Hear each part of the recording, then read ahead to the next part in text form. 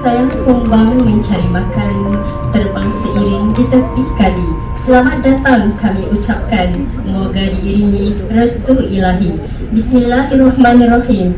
Assalamualaikum warahmatullahi wabarakatuh.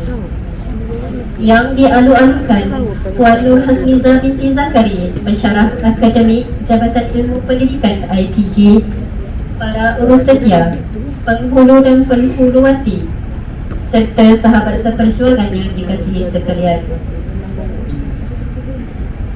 Setinggi-tinggi kesyukuran dipanjatkan kepada Allah Subhanahu Wa Taala kerana dengan limpah dan kurniaannya dapat kita bersama-sama menghadiri majlis ilmu yang penuh dengan keberkatan ini. Bagi memberkati majlis kita pada pagi ini, marilah kita mulakan dengan Al-Furqan Al-Fatihah.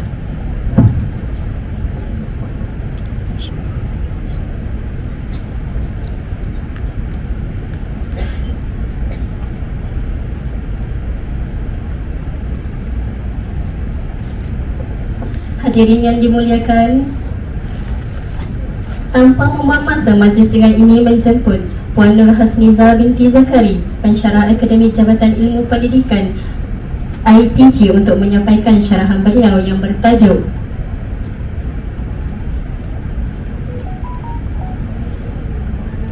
Teknologi dan Media Pengajaran, Pengenalan Teknologi Pendidikan dan Reka Bentuk Media Pengajaran.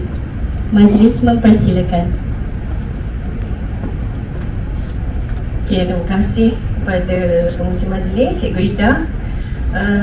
Assalamualaikum warahmatullahi wabarakatuh. Semua dah makan? Alhamdulillah, dah bersedia lah untuk meneruskan perkongsian hari ini. Ini bukan saya nak bagi syarahan ke apa, saja untuk sharing lah apa yang perlu kita tahulah sebagai seorang guru menggunakan teknologi. Saya Nur Hasniza binti Zakari. Saya adalah salah seorang daripada pensyarah akademik untuk Jabatan Ilmu Pendidikan di IPJ KDRI inilah. Okey, saya punya kelulusan lah kan. Bidang saya adalah bidang teknologi lah. Kalau di sebelum ni saya di sekolah, saya mengajar dalam subjek asas sains komputer untuk sekolah menengah lah. Ni semua cikgu-cikgu daripada sekolah rendah kan. Okey, semua dari tahun 1 sampai tahun 6. Jadi sebelum ni saya mengajar di sekolah menengah lah. Kalau di sekolah rendah tu dia TMK, terjemah maklumat je lah kot. Kalau di sekolah KPM kan. Kalau tidak ada subjek komputer, tak ada. Okey. Jadi kalau sebelum ni masa peringkat awal tu dia sekadar kursus program sajalah untuk memperkenalkan teknologi kepada pelajar kan. Selepas tu dia dah jadi subjek untuk asas sains komputer dan sains komputer untuk tingkatan 4 dan 5. Jadi sekolah masa 1, 2, 3 tu dia belajar apa tu komputer, buat program komputer, programming, semua tu saya boleh lah, ajar sikit-sikit lah, bukan pandai sangat pun kan. Okey, jadi untuk hari ni kita just nak tahu penggunaan teknologi dalam pendidikan. Saya nak tahulah setakat mana dah cikgu-cikgu guna di sekolah. Kalau Dita ni macam mana pelaksanaan ICT di sekolah? Dalam kelas ada penggunaan dia ke? Paling aktif masa PKP kan? Semua cikgu kena belajar ICT lah kan? Daripada secara tradisional bertukar kepada komputer. Pelajar pun kita tak kenal kan, hanya kenal suara, tak boleh buka nak buka muka pun tak nampak. Kadang tu suara sekejap dengar sak, sekarang dengar dah habis kan, sebab masalah internet. Jadi kalau di sekolah tu ada guna komputer dalam kelas? Di sekolah ada mak-mak komputer? Ada, tapi penggunaan dia bergubuk-gubuk lah. Okey, tu biasa. Di sekolah KPM pun sama. Walaupun disebut kata ada mak-mak komputer, tapi kita penggunaan tu sangat limited lagi lah. Bayangkan ada satu mak-mak, dalam mak-mak tu sepatutnya ada 25 komputer, yang mungkin hanya 10 sahaja. Tu antara kekurangan kita lah dulu kan. Okey, jadi tu tak apalah. Kita sekarang ni walaupun di sekolah tak disediakan teknologi, tapi di rumah rasanya semua belajar kita ada. Betul? Jadi pelajar kita sekarang sangat terdedah dengan teknologi kan. Okey, jadi kita kata di sekolah tak boleh buat, tapi kita boleh bawa benda tu ke rumah lah. Semua cikgu masing-masing ada kumpulan sembang, apa panggil tu, WhatsApp ke grup dengan pelajar. Masih ada Telegram dengan pelajar ada. Guru kelas je, guru sakit tak ada. Tak ada apa-apa nak bagi pada pelajar lah selepas sekolah. Dalam kelas je lah bagi pada pelajar. Okey, kita tengok nanti macam mana. Okey, saya okey, saya satu, saya dimaklumkan oleh Cik Fitri, dia nak guna komputer untuk slot kedua. Boleh? Ada laptop ke? Di bilik ada lah. Kalau yang ada tu nanti waktu rehat boleh ambil lah. Semua ada ke macam mana? Semua tak bawa, ada, boleh kongsi lah. Mana satu kumpulan 5 orang boleh lah kalau buat. Okey, nanti sebabnya tadi saya tanya Dr. Azhar, dia kata tak dimaklumkan kan. Tapi Cik Fitri akan datang lambat sikit, jadi saya akan ambil 2 slot. Slot 1 dengan slot 2 lah, sebab dia ada urusan yang kena selesaikan. Okey, ni dah ni daripada seluruh Terengganu. Okey, saya rasa saya ada kenal 2-3 orang kot dalam ni. Okey, nanti saya cerita kenapa kenal. Okey, apa yang kita akan tengok hari ni adalah, nampak ke slide saya? Okey, pengenalan teknologi dalam PDPC, pengajaran pembelajaran, piawaian ISTE untuk guru, konsep reka bentuk pengajaran, SAMR, model ADI dengan Ashur. Seni semua adalah teori lah. Kalau kata sangat boring lah nak dengar teori kan, kita nak guna komputer. Tapi sebelum guna, kita kena tahu teori yang ada di sebalik penggunaan komputer dalam bilik darjah lah. Okey, ni kita lah kan. Duduk kat depan tu, depan pelajar. Sepatutnya kita ada apa? Kalau secara tradisional hanya ada whiteboard, blackboard kan. Kita hanya chalk and talk. Kita bercakap, pelajar dengar, pelajar nak dengar ke tak nak dengar ke, tu masalah dia. Betul? Kan? Kita dah berbuih dah sampai pecah suara kan. Kalau student saya yang baru praktikal tu, saya pergi minggu pertama, masa kita pergi berkenalan tu okey lagi. Bila dah masuk minggu kedua, kita pergi, dah hilang suara. Kadang-kadang hilang suara. Tak larat lah puan nak menjerit satu kelas 40 orang kan. Pelajar tak dengar, nak kontrol kelas. Jadi macam masalah lah kat situ. Tu hakikatnya lah untuk cikgu-cikgu baru. Tapi saya percaya yang depan hari ni dah sangat lama kan. Saya baru lagi, insyaAllah dalam 15 tahun lah dalam dunia pendidikan ni. Okey, jadi saya rasa ada yang lebih lama daripada saya lah. Takut saya nak sharing hari ni. Okey, jadi sepatutnya sebagai seorang cikgu, kita kena tahu ilmu teknologi jugalah. Okey, di belakang whiteboard tu sepatutnya kita kena gabung jalinkan dengan teknologi-teknologi lain. Saya nak tanya lah, kalau walaupun dalam kelas kita tak ada guna teknologi, ada tak cikgu membina bahan? Ada. Boleh share tak sikit bahan pengajaran? Kita ajar subjek apa-apa kan, kita buat bahan kita. Guna apa? Guna komputer. Bukan komputer tu bukan apa. Selepas komputer tu adalah device dia lah, peralatan dia. Siapa guna cikgu? Okey. Kawan kita kata guna quizzes. Quizzes tu untuk apa? Untuk apa tujuan quizzes tu? Untuk apa cikgu? Untuk soal jawab, untuk soalan, untuk pengujian kan. Kita guna quizzes bukan untuk menyampaikan maklumat, tapi quizzes tu kita guna untuk sebagai bahan penilaian. Maknanya selepas kita dah mengajar, baru kita tanya kan. Ataupun nak tanya dulu pun boleh. Kalau kita nak buat kajian, kita akan tanya dulu, nak tengok penguasaan pelajar tu macam mana. Bila dah tanya, rupanya pelajar kita dapat 10/50. Tak faham kan. Lepas tu kita pun guna, kita buat pengajaran menggunakan teknologi ataupun secara tradisional lah. Kita ulang pengujian sekali lagi guna quizzes. Selain quizzes, apa lagi kita guna? Guna PowerPoint. Guna PowerPoint tu buat sendiri ke guna yang orang lain punya? buat sendiri. Hyperlink, lepas tu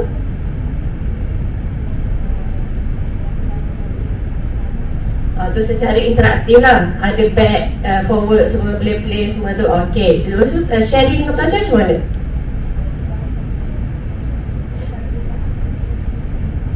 Okey, tu pun guna PowerPoint untuk pengujian jugalah. Pelajar klik jawapan A, dia ada gambar tepuk tangan ke apa ke, lepas tu salah, ada tunjuk salah macam tu. Oh, PowerPoint untuk pengujian, bukan PowerPoint untuk pengajaran. Kita share maklumat.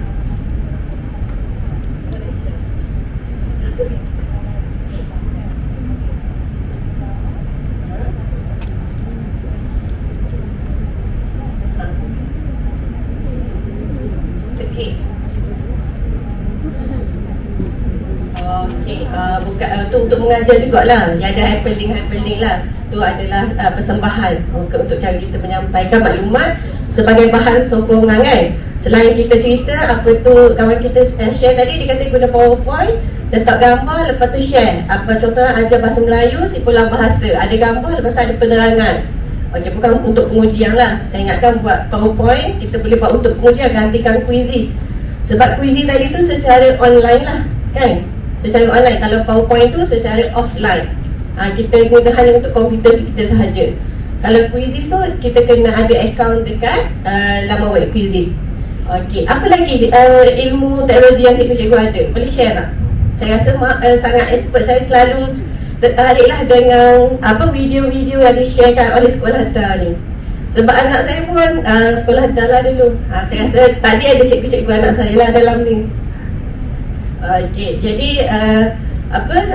saya rasa saya nak share tu pun saya rasa takut. Sebab saya tak ada sangat lah ilmu tu. Sebab ilmu teknologi ni di banyak bidang dia ada bahagian multimedia, ada networking, ada programming. Saya dulu asal programmer lah, tapi saya menukar bidang daripada programmer ke pendidikan. Jadi saya ada sikit-sikit lagi lah ilmu tu. Okey, jadi selain kita guna secara online dengan offline, apa lagi teknologi kita guna? Apa yang selalu jadi isu di sekolah? Isu dalam bidang teknologi ni apa lagi? Ustaz, apa masalah di sekolah menggunakan teknologi?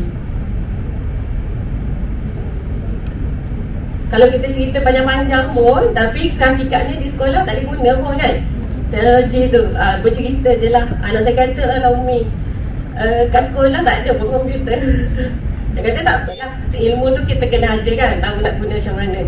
Tapi kalau ada komputer ni menjadi satu kelebihan lah untuk kita mengajar. Jadi pelajar kita akan jadi rasa lebih menarik, pengajaran kita akan menjadi lebih seronok lah. Sebab pelajar kita memang dia lebih advance daripada kita. Kita tak tahu pun kan, dia tahu semua benda.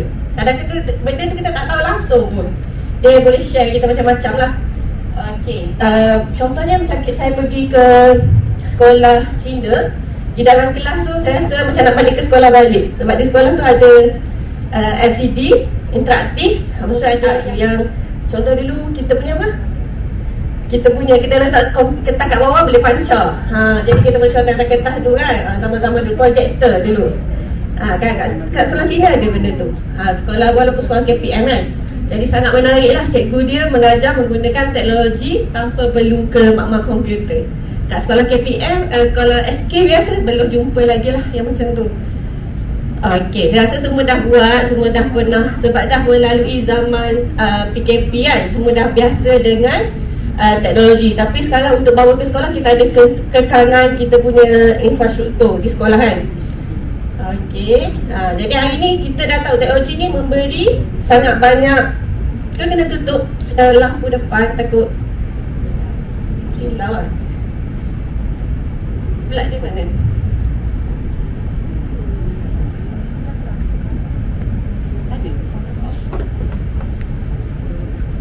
Okey, teknologi ni kita tahulah dia memberi sangat banyak kelebihan, kebaikan kepada kehidupan kita kan. Daripada kerja yang sangat susah dah boleh diselesaikan dalam masa yang sangat sekejap lah. Siapa tak ada telefon kat sini? Siapa ada 2 telefon kat sini? 3 telefon kan. Maknanya benda tu dah mustahil semua tak ada telefon. Telefon tu pun dikira sebagai teknologi lah, walaupun kata kita tak ada komputer.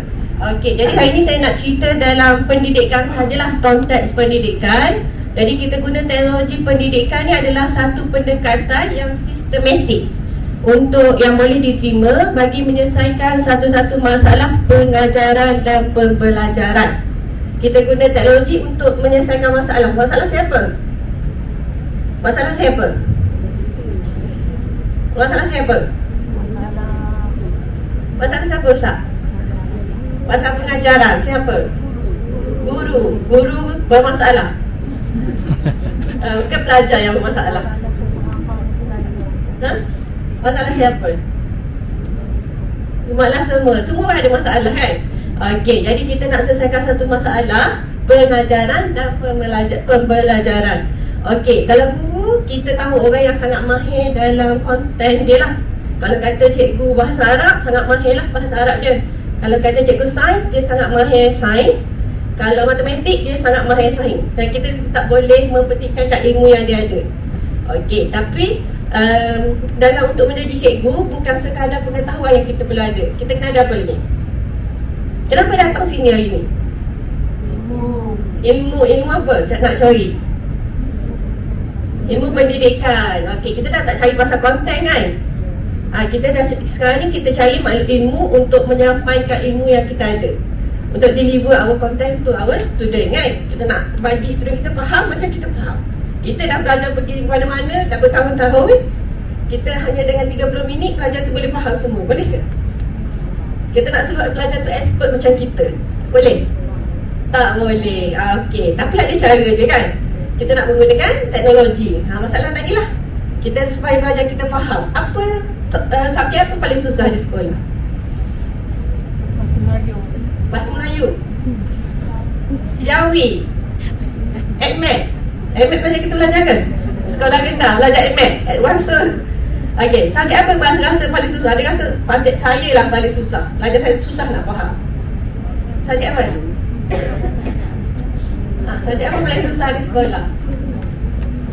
Syarah saya nak tahu. Saya ajar saya komputer je. Dan saya pernah mengajar seni. Saya sampai menangis kena ajar seni. So ajar komputer saya tak menangis. So ajar seni saya menangis. Sebabnya bayangkan 1 jam di depan pelajar, kita tak boleh deliver apa-apa sebab kita tak ada konten kan. Okey, jadi macam mana nak buat?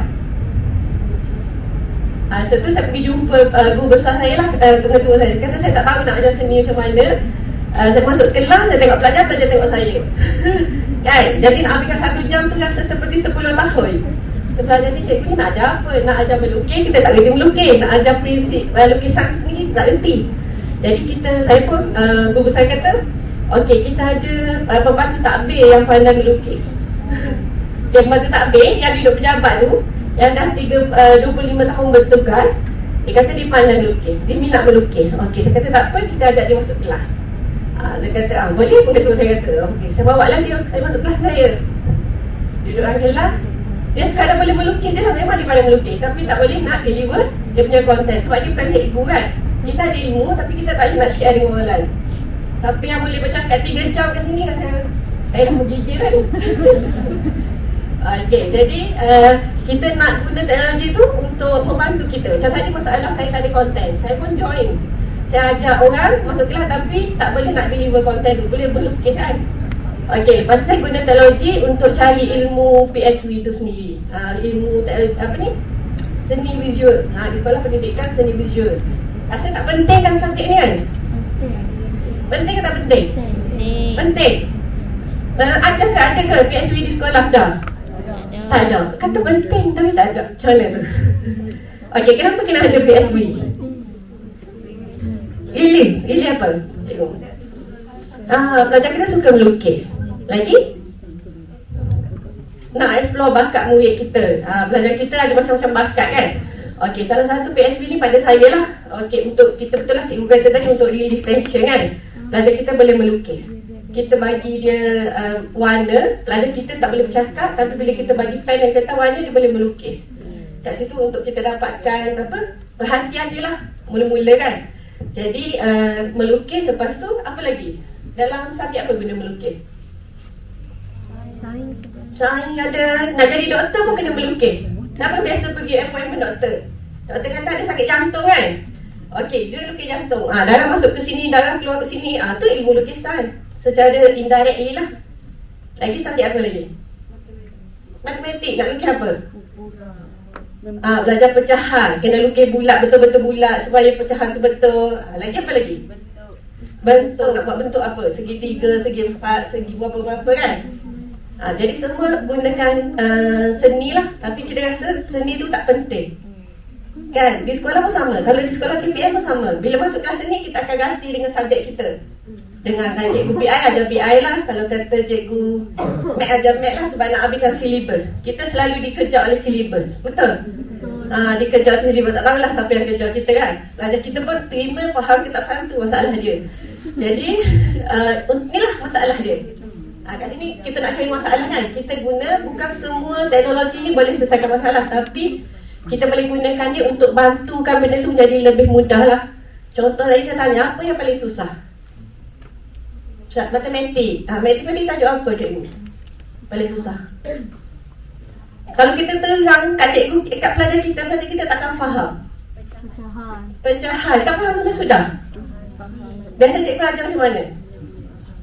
Saya tak tahu lah. Sebab saya ajar pedagogi juga sekarang. Dia nak tahu cikgu mengajar macam mana pecahan tu sampai pelajar kita tak faham.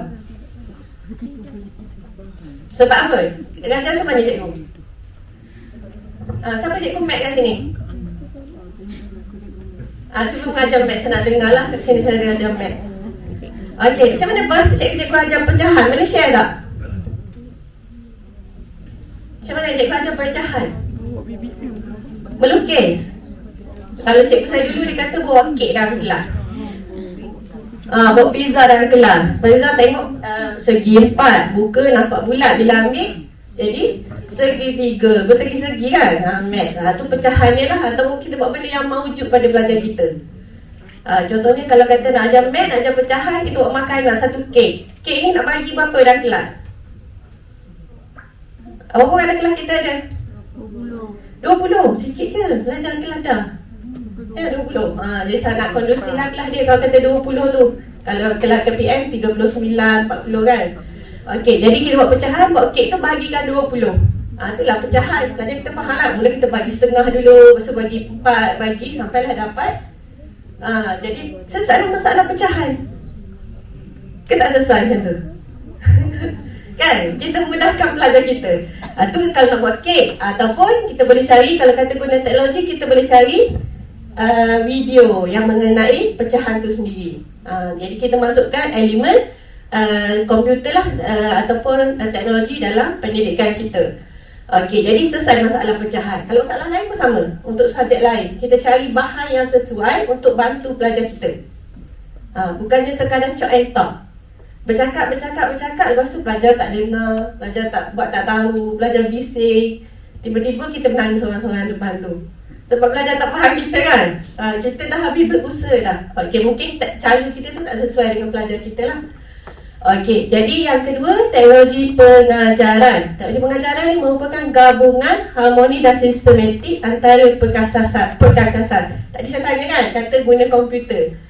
Komputer tu perkakasan lah. Sekadar ada komputer tapi kita tak tahu nak guna, tak jadi apa. Ada iPhone tapi hanya tahu telefon sahaja. Berguna tak benda tu?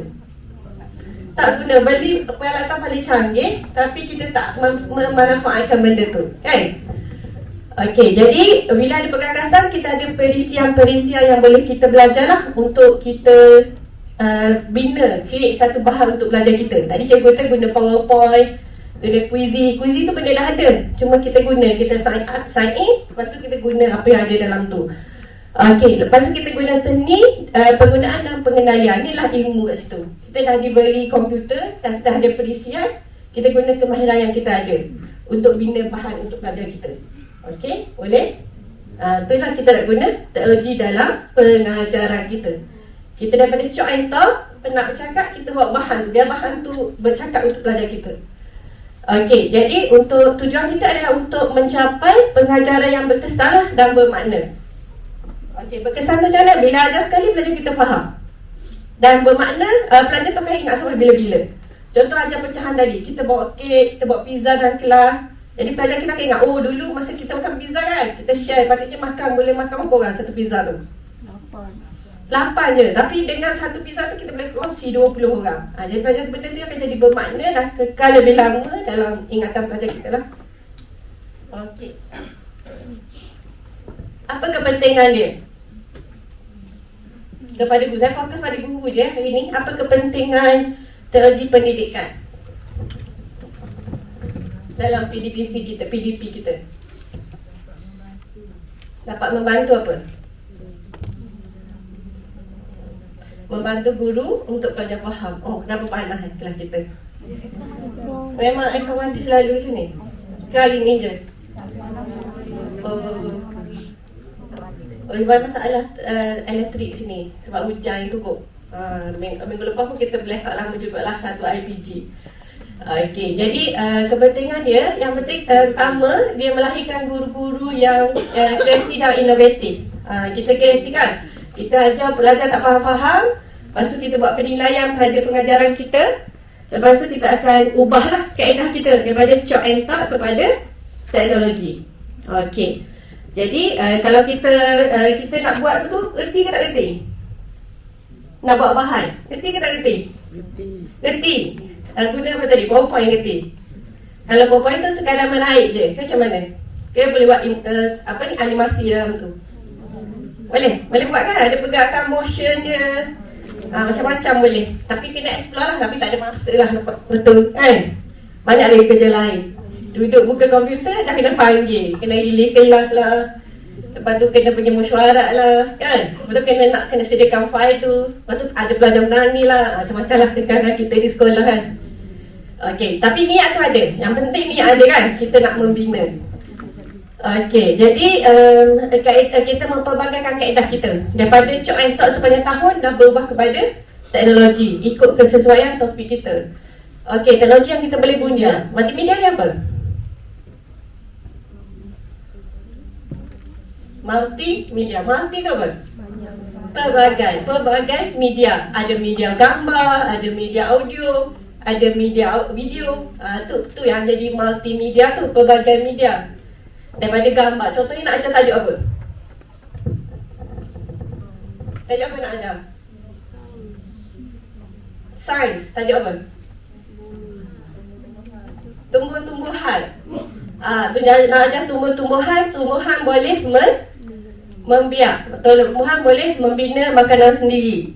Tak ada masak pun cikgu ni. Masak pun apa? Tak ada periuk pun kan. Pelajar kita kan. Pelajar kita akan bayangkan macam tu lah. Membuat makanan sendiri. Dibayangkan masak kan. Tapi hakikatnya tumbuhan tu masak sediakan makanan cara lain. Dia guna kaedah apa? Fotosintesis. Nampak ke kaedah tu? Dah, jadi kita nak terang kat pelajar ni, pelajar tak boleh terima. Sebab ini menjadikan makanan mesti ada dapur, mesti masak kan. Jadi kita guna teknologi pelbagai media ni. Kita guna animasi, video, simulasi kan. Khidmat pokok, ada cahaya matahari, lepas tu ada air, boleh terhasillah klorofil ke apa. Saya tak ingat dah sains dulu kan, adalah proses fotosintesis. Jadi multimedia tu dah menggantikan penerangan kita. Jadi pelajar kita okey, kita maklumat kita masak macam ni. Kalau tumbuhan masak macam ni. Kalau binatang cara makan dia macam mana? Dia boleh buat perbezaan lah kat situ. Okey, jadi kena ada bahan yang maujud. Sekadar cerita je, kalau kita tak faham sampai sudah kan. Jadi bahan maujud tu kita bawa lah dalam kelas video. Benda yang kita rasa pelajar tu tak boleh terima dengan penceritaan kita, ada bercerita tak boleh terima. Jadi kita guna bahan, berbantukan bahan teknologi. Biasanya kita cari kat mana bahan teknologi kalau tak mampu buat sendiri? YouTube kan, kita search dah banyak dah ada kat situ. Okey, nanti kita tengok. Okey, jadi kena ada internet lah untuk cari kat YouTube kan. Kena ada, kalau kata di sekolah tak ada internet, kena download siap-siap. Lepas tu kita buat dalam kelas, share pada pelajar kita. Okey, seterusnya kepentingan dia PDP kita berkesan dan bermakna.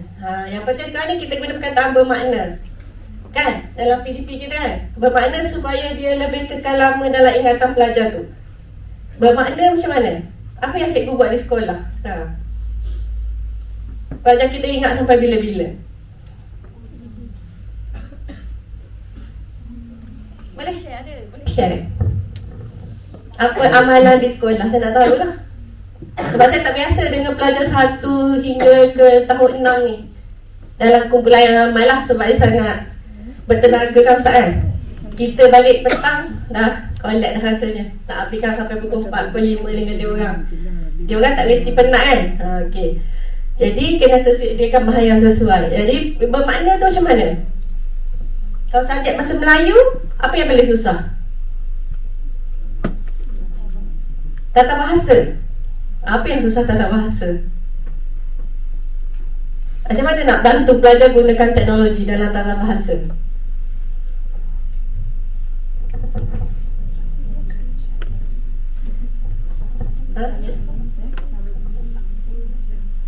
Tak juga kan nak suruh tengok ekor cepat sangat. Okey. Satunya jimat masa dan tenaga. Jimat masa lah sebab kita nak buat penerangan kan. Dalam kelas kita ada berapa minit? 30 untuk satu masa. Ada 1 jam. Pembahagian masa macam mana? Pembahagian masa kelas dalam kelas 30 minit tu untuk pelajar faham. Kita ada apa mula-mula? Ada set indaksi. Okey, set indaksi biasanya buat apa? Tengah tajuk. Contoh, bagi salam tu kira set indaksi. Tanya khabar boleh lah, tapi janganlah bagi salam panjang habiskan 5 minit. Sebab untuk set indaksi berapa minit? Allocation time dia 5 minit kan. Bagi salam, tanya khabar, dah makan tu boleh lah kita untuk kita ambil perhatian pelajar kita kan. Tapi set indaksi seterusnya guna apa? Biasa dalam kelas nak suruh ajar pecahan tadi, ulang balik yang belajar minggu lepas. Dah lupa dah cikgu. Cikgu ajar apa? Cikgu masuk ke minggu lepas?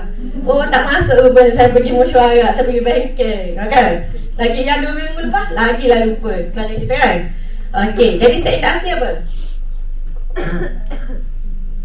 Kita tak ada set indaksi pun. Okey, hari ni kita akan belajar tajuk ni. Okey, habis 30 minit. Boleh juga jadi macam tu. Okey. Jadi jimat masa lah kalau kita guna. Dalam masa tu kena pasti betul-betul 30 minit tu berapa minit untuk bahan pengajaran. Jangan guna 30 minit tu kita guna bahan pengajaran sepanjang 30 minit. Sebab teknologi ni tidak menggantikan guru tu, dia cuma menyokong guru. Kalau kan ada 30 minit, kita nak guna bahan teknologi maklumat 8 minit ataupun 10 minit. Macam tu. Bukannya 30 minit pasalnya cikgu pun tinggal pergilah mengata.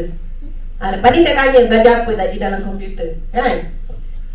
Okey, itu kita punya kepentingan dia lah. Banyak lagi tapi cikgu dah semua dah tahu dah, tak payah cerita panjang.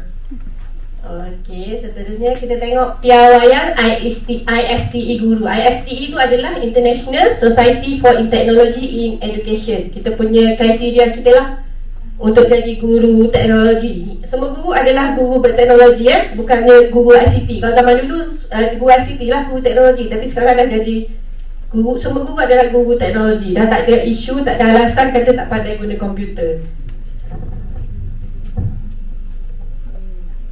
Okey, piawaian pertama kita adalah, walaupun kita guru, kita adalah apa? Pelajar. Macam inilah. Biasanya guru yang hebat di sekolah kan, tapi hari ni anda semua adalah pelajar saya. Okey, bukan pelajar lah, saya sharing Okey, jadi kita belajar, walaupun guru, kita sentiasa kena perlu belajar untuk melengkapkan diri. Saya tak petikankan konten semua hebat lah. Kita belajar ilmu pedagogi, ilmu untuk menyampaikan maklumat kan, menyampaikan ilmu kita lah pada orang lain. Jadi kita kena sentiasa meningkatkan profesional diri kita dengan mengambil bahagian secara aktif dalam pembelajaran tempatan ataupun global. Adakah kelas secara global? Join? Tak ada? Kawan-kawan yang duduk luar negara belajar channel tengok? Tak ada? Jadi sharing kita kat mana? Hanya tempatan sahaja, sama-sama dah je. Tak pergi ke sekolah SK? Atau tak join group di sekolah SK? Tak join pun? Jadi perkongsian tu macam mana? Sebab pelajar kita kena seiringan, kena kita ikut sistem dalam KPM. Buku teks, kita buku teks semua gunakan buku teks sendiri. KPM ada kan, subjek terah dia kan, subjek elektif sahaja, subjek-subjek yang ada daripada dah kan. Okey. Jadi kita kena contohnya kalau kata bukan secara kena diregister contoh kalau kita ada group dekat Facebook, kita join lah group tu. Subjek kita kan contohnya kita ada sign. Kita join cikgu sign. Jadi apa yang dia share kita boleh guna dalam kelas kita. Adalah kan. Ataupun kalau secara global kita boleh kalau kata ada dekat IG kan yang menyediakan bahan pengajaran tu. Kita join lah dia punya account dia, kita ambil ilmu dia tu, share dengan pelajar kita. Tu kira cara informal lah. Okey. Bukan semestinya kena balik kelas, duduk dalam ni 3 jam, 4 jam. Tu belajar pun secara indirectly lah. Kita boleh belajar, dapatkan ilmu daripada orang lain untuk kita guna pakai pada pelajar kita. Okey, selain kita pelajar, kita kena tukar juga. Kita kena pakai topeng pemimpin. Pakai mask, topi pemimpin kan. Pemimpin kepada siapa? Kepada pelajar tu confirm lah. Memang dalam kelas kita lah ketua dia kan. Okey, kalau di dalam kawan-kawan ni kita juga sebagai pemimpin. Kita menjadi rujukan rakan sekerja. Sekarang ni ada berapa wakil setiap dam yang datang hari ni? Ada 3 orang, 4 orang, ke 5? Ke semua sekali satu dam? Lebih kan. Jadi yang datang ni contohnya 5 orang. 5 orang ni akan balik share dengan kawan di sekolah lah. Apa yang kita dapat di sini kita share pada kawan kita kan. Ataupun tak nak share lah, datanglah sendiri, pergilah sendiri. Aku duduk kat dalam kelas tu 3 jam, dengar je, apa dia cakap pun tak faham kan. Sama juga dengan pelajar kita. Balik-balik ni habis kerana datang sini kerana terpaksa. Okey, dah dapat sesuatu lah kan untuk kita datang sebab kita dah korbankan masa cuti kita kan. Patutnya duduk dengan keluarga, tiba-tiba kena datang sini. Okey, jadi kita jadi rujukan tu dia sebagai pemimpin lah. Kita nak share dengan kawan kita. Okey, saya pergi, saya belajar benda ni. Sepatutnya lah kita kena buat macam ni. Kan kita ada panitia di sekolah kan. Jadi kita tak mampu buat seorang, kita kena buat dalam kumpulan. Tadi nak buat bahan seorang tak boleh, kita buat dalam kumpulan. Mungkin kawan kita tu ada ilmu lain lah yang boleh dia share dengan kita. Okey, yang kedua kita jadi pemimpin untuk memperjuangkan kesetaraan akses kepada teknologi pendidikan. Kita cari dana ke untuk pelajar kita, untuk dapatkan makmal komputer di sekolah. Tak dapat untuk 30 pelajar, dapat 5 pun okey, boleh buat dalam bentuk kumpulan kan. Tu antara dia lah pemimpin. Lepas tu kita jadi warga negara. Warga negara ni kita nak educate, kita nak ajar pelajar kita tentang keselamatan cyber. Sekarang ni isu cyber banyak kan. Kena scam. Yang kata pelajar, orang tua pun ramai kena scam. Duit berjuta-juta habis kan.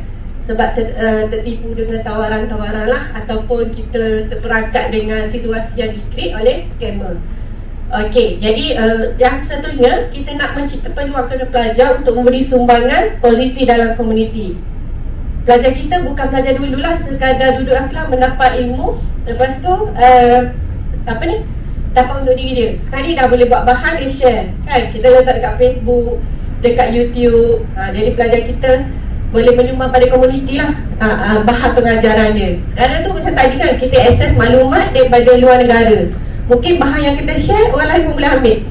Cikgu di Afrika guna bahan kita kan. Ataupun cikgu di mana-mana seluruh dunia guna bahan kita dengan pelajar dia. Benda tu dah tak mustahil lah sekarang.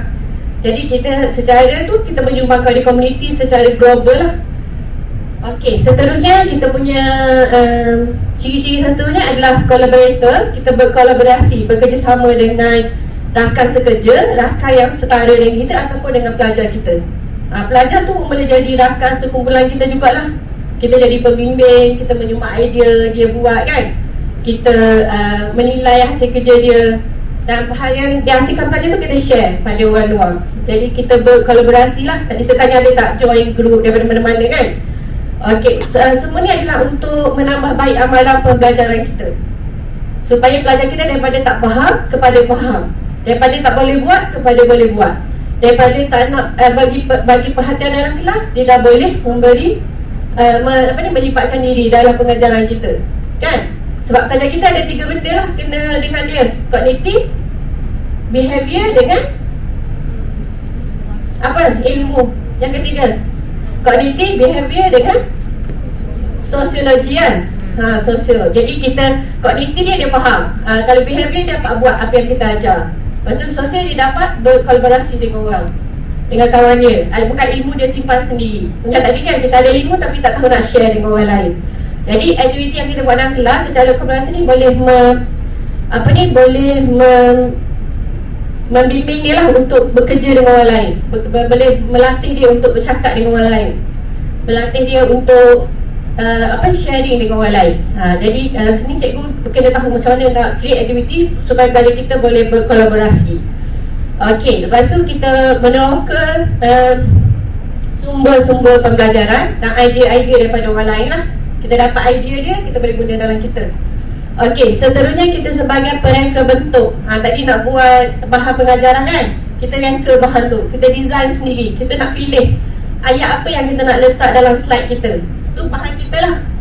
Bukan kita, patutnya kalau kita ambil daripada orang lain, ada benda yang kita tak suka kan, kita tak boleh nak buang. Jadi kita buat sendiri, kita pilih ayat yang macam mana. Mungkin ayat kita lebih mudah untuk difahami oleh pelajar kita.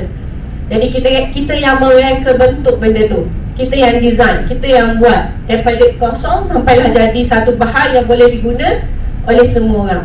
Okey, ni ciri-ciri guru lah. Jadi facilitator, kita bukan educator lah, kita facilitate je student kita. Kita bagi sikit, student kita boleh bagi lebih pada kita kan. Yang penting kita boleh mencipta ruang pembelajaran lah untuk pelajar kita, mencabar kepada pelajar. Pelajar dah tak nak dengar dah, kita bagi cok and talk tu.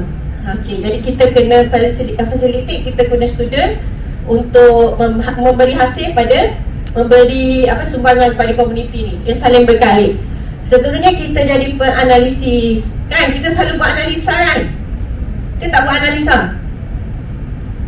buat analisa kan. Pengajaran kita hari ni pelajar faham ke tak faham, pelajar kita suka ke tak suka. Kalau tak suka, nak ulang lagi ke nak tukar dengan cara lain. Tukar supaya pelajar kita boleh terima, pelajar kita suka, pelajar kita faham. Sebab kita punya pelanggan kita adalah student kita kan. Kalau pelajar datang mengajar pelajaran kita tapi tak faham apa-apa, sedih kan. Kita nak buat, kita ada ilmu, kita ada sangat banyak, tapi pelajar kita tak faham apa yang kita ajar.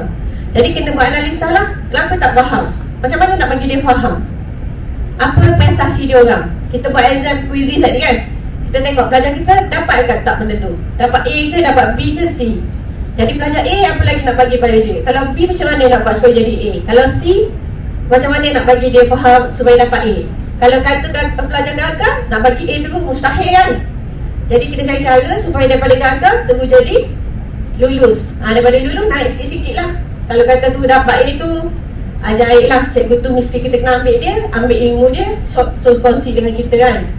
Okey, ni antara ciri-ciri yang perlu ada lah. Kena sentiasa saling berkait. Kita balik belajar, kita share pada orang, kita share pada pelajar, lepas tu kita berkongsi dengan orang, lepas tu kita mereka satu benda, bahan ataupun kaedah pengajaran.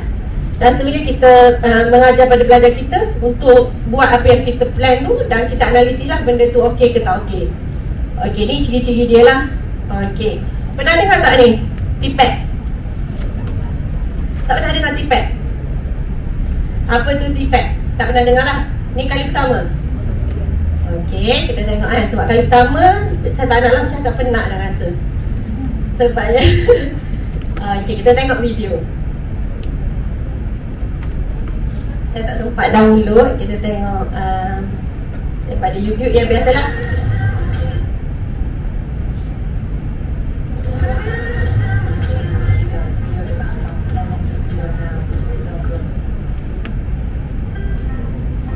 Okey, sebelum saya lupa, tak nampak punya.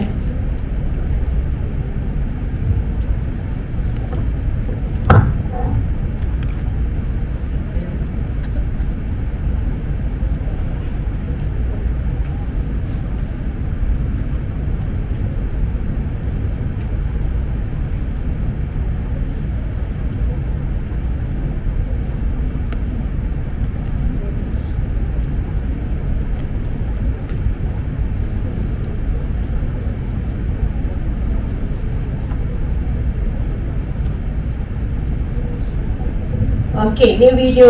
Kalau di sekolah, di kelas, kita kena download dulu lah. Jangan ambil daripada YouTube direct. Kalau YouTube takut mengganggu pelajar kita kan dengan iklan-iklan dia tu.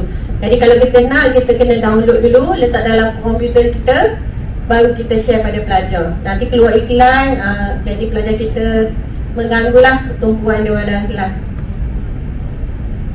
Okey, kita tengok TPAC.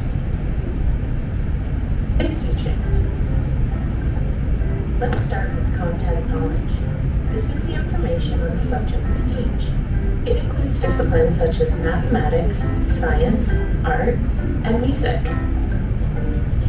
But being an expert in a field does not necessarily equate to being a good teacher. We also need pedagogical knowledge, which is the art of teaching. It includes things such as taking into consideration learning styles, differentiating instruction, creating classroom environment, and assessment practices. Basically, it's your philosophy of education. Teachers also need technological knowledge, which is the teaching tools. Today, most people's immediate thoughts are of modern technologies. However, it can be as simple as a pen or a calculator. Content knowledge, pedagogy, and technology can be imagined in 3 overlapping circles. The middle area is known as TPAC. Technological, pedagogical, and content knowledge. But is all this knowledge beyond our reach? The overlapping area between content and pedagogy covers the core business of teaching. It's what to teach and the best way to teach it. However, it's the third realm of technology with its overlapping areas that tends to be the most challenging for teachers. Created using Bluetooth.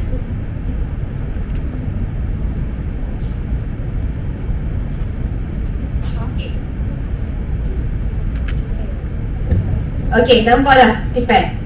The new Cadbury Dairy Milk Cashew Nut with smooth chocolate and nutty cashews.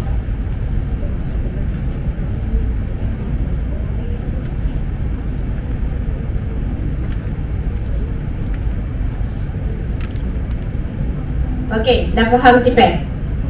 Okey, tadi kan kalau saya tak tunjuk video tu, nak cerita 3 jam pun tak habis pasal TPAC. Jadi dengan video 1 minit dah semua dah faham TPAC. Jadi saya tak payah ajar lah kan. Maknanya yang penting sekarang ni cikgu ada pedagogi dengan konten. Betul? Cikgu dah ada pedagogi tu, cara kita mengajar lah, guna kaedah penerangan, guna kaedah tunjuk mastery, tunjuk cara, kaedah perbincangan, apa-apa kaedah kan, tu pedagogi. Konten kita tak ada lah, sains, matematik, sejarah, bahasa Melayu, tu konten kita, expert kita apa. Jadi T tu adalah untuk teknologi. Kita menggunakan teknologi untuk menyampaikan maklumat kepada TPAC.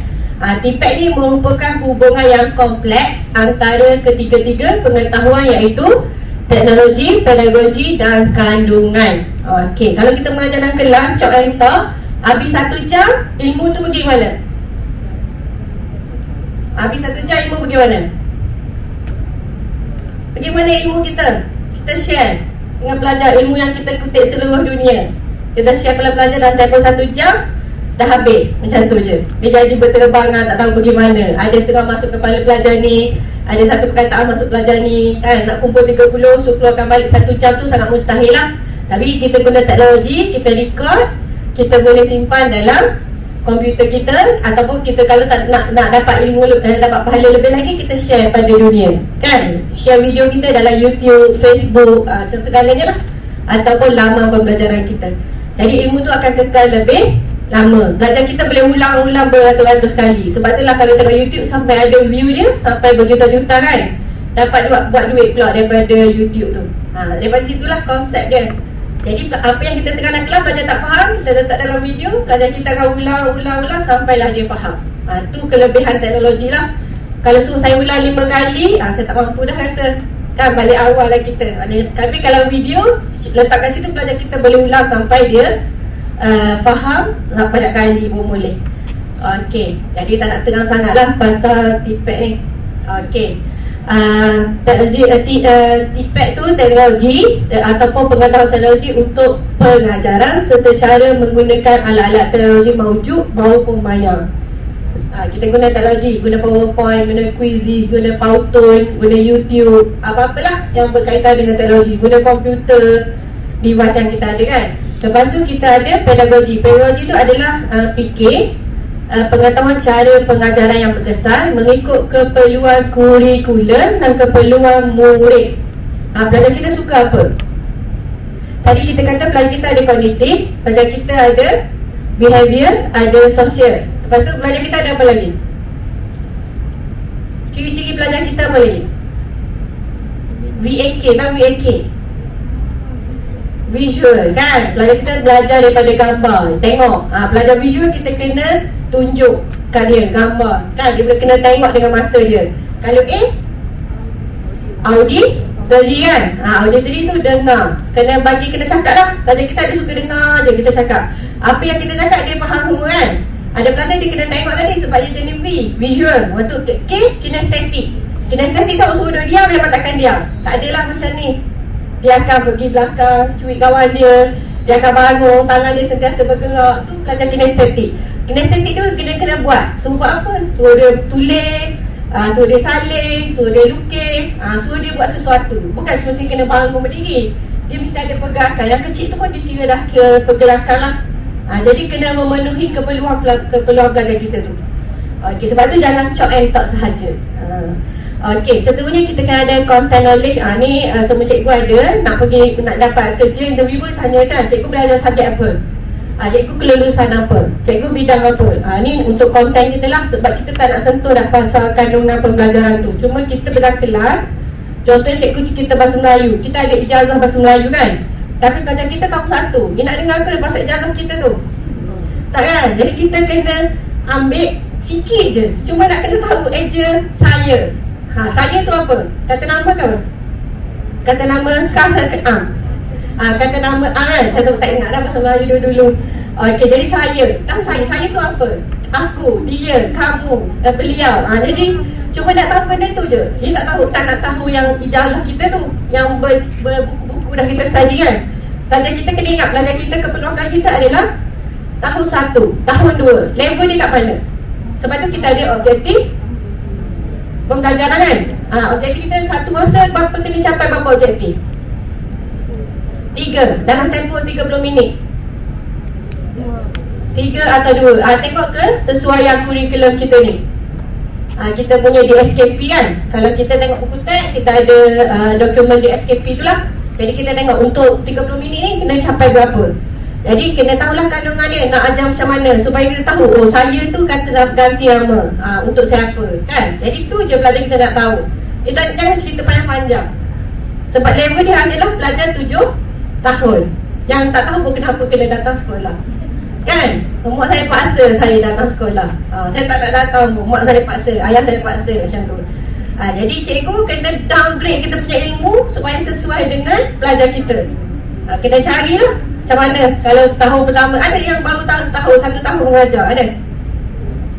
Ada tak yang baru 1 tahun, 2 tahun? Ke 10 tahun? Sampai 15 tahun? Semua tak nak mengaku ni saya tanya. Okey, macam mana dah kelas? Siapa nak share masa pengalaman pertama dia datang sekolah jadi cikgu? Cuba ingat balik, mula-mula lapor diri di sekolah, betul pengetua, guru besar kata masuk kelas ni. Ada ingat lagi tak? Kena ajar subjek apa? Share lah sikit saya ke tak cakap. Tahun bila Ustazah mengajar? Saya mengajar 27 tahun dah. 27 tahun. Lebih kurang. Subjek? Bahasa Arab. Bahasa Arab. Ada apa masalah? Bahasa Arab. Saya tak faham Bahasa Arab ni bahasa kan, bukan bahasa kita, bahasa orang lain. Jadi dia kena budak-budak tu dia kena hafal lah. Hafal dan minat. Kalau hafal saja tak minat, tak dapat. Minat tu nak datang dari mana? Minat tu datang daripada guru. Kau tak tahu apa? Paling kita yang kena tunjukkan cara yang paling mudah untuk dihafal. Macam mana, nyanyi ke, buat muka ke, buat gambar ke, macam-macam cara lah. Tu kita banyak macam-macam cara. Beda? Okey. Tu pedagogi kita, cikgu sudah lagu, menyanyi, bahan dia lagu. Lepas tu pelajar sudah gambar supaya pelajar kita dapat, okey kamu nak kat apa kan? Kita buat benda-benda macam tu. Ya, macam tu. Okey. So jadi 27 tahun, apa yang paling mencabar? Paling mencabar ngajar kelas bawah lah. Semua nak melatih kan? Tapi biasa Dia nampak yang kelas student yang hebat kan? Sekali dah boleh takut Iya, bukan semua macam tu. Tapi alhamdulillah dah 7 tahun dijalani dengan penuh apa? Sebab minat. Minat. Ustazah penuh minat. Okey. Itulah. Ada apa lagi nak share? Terima kasih Ustazah. Okey, 27 tahun mengajar, sangat banyaklah ilmu kan. Kalau kita patutnya dia Syed Dante kat sini. Saya baru 15 tahun. Okey, jadi tadi Ustazah kata guna macam-macam cara. Lagu, Ustazah nyanyi sendiri ke lagu macam mana? Dan lagu tu ada kat mana sekarang? Jadi rugilah kita kalau Ustazah ni bila nak bersara Ustazah? Lagi 8 tahun. Kita ada 8 tahun untuk ambil ilmu dia dan simpan jadi dalam bentuk teknologi. Boleh? Sampai satu sekolah balik buat. Ustazah tak tahu teknologi tapi kawan-kawan lain tahu. Suruh Ustazah ikut lagu dia. Jadi lagu tu boleh upload di YouTube. Bukan sekadar belajar je, pelajar seluruh dunia pun boleh belajar daripada lagu-lagu Ustazah. Kalau kata Ustazah benceng bersara, rugilah kita. Kita tak ada apa-apa yang boleh tinggalkan untuk pendidikan. Okey, jadi Ustazah kena baliklah cari satu tim untuk buat lagu-lagu tu dalam bentuk interaktif. Tadi kan? Okey, jadi tu kita dah ada konten. Sekarang ni kita nak simpan kita konten supaya kekal lebih lama. Guna teknologi. Teknologi tu banyak cara lah. Sekarang ni ada, kalau video nak buat video guna apa paling mudah? Kalau nak buat video nak guna apa? Semua ada telefon kan? Saya taklah satu apa kita panggil, kalau kat apa? Dia punya booth kan? Tempat untuk kita, tempat rakaman kita. Letak kain elok sikit supaya tak nampak mengganggu. Belakang tu kalau kita kata ambil gambar macam-macam, orang tak tengok kita. Yang akan tengok benda yang ada di belakang kan. Dia nampak ke lain. Kalau viral tu bukan orang tu viral, benda-benda di persekitaran dia tu yang viral. Jadi kita set up betul-betul tempat untuk rakaman tu, betul di yang betul supaya lagu, bila kita nyanyi tu suara tu ada lah. Kalau salah tadi nyanyi, kita ambil pelajar nyanyi. Tapi bahan tu daripada kita. Okey, tu kita dah ada konten. Kita dah ada kaedah, kita guna kaedah menyanyi. Lepas tu kita guna teknologi. Nak record guna komputer, nak record guna apa tu, nak edit, nak masukkan tajuk lagu, editor. Siapa biasa buat edit movie? Guna apps apa paling mudah? Untuk beginner, apps apa? CapCut kan? Lagi? Apa lagi? Sekarang ni ada Bing. Bing yang buat apa ni, AI apa ni, image generator kan. Sebut je perkataan apa, dia boleh hasilkan lukisan lah. Kalau nak ajar pantun, masukkan pentil pantun tu, dia akan hasilkan dalam bentuk gambar. Jadi macam-macam teknologi ada. Jadi kalau sebelum Ustazah penceng, kena ambil lah ilmu dia tu supaya kekal. Kalau tak, nak suruh dia mengajar lagi selepas dia penceng kan. Ustazah pun ada usaha lain kata. Jadi kita sebelum dia masih ada dengan kita ambil ilmu dia tu supaya kekal dan boleh share dengan orang lain. Okey, tu TPAD. Okey, faham? Okey. Lepas tu kita ada SAMR. SAMR tu apa? Substitution, Argumentation, Modification, Redefinition. Okey, ni pun saya tak nak cerita. Kita tengok video lah. Kalau cerita kan tak habis juga ni. Patutnya ni saya ada dalam masa 9 minggu. Nak habiskan masa 2 jam. Bila doktor ketua jabatan kata kena bagi masa 2 jam, benda yang mengajar 9 minggu. Saya tak nak panjang lah. Okey, jadi kita tengok video lah.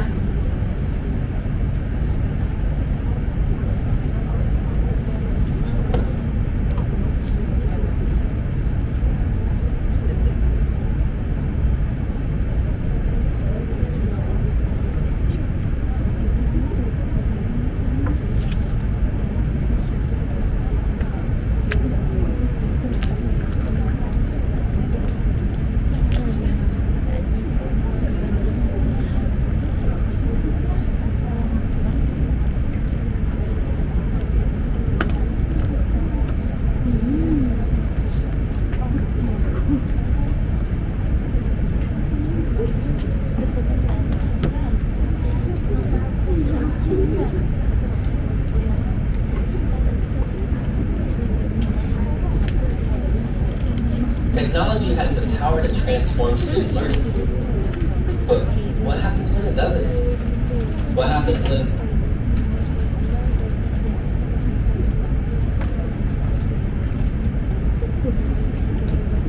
class set of iPads is technology has the power to transform student learning.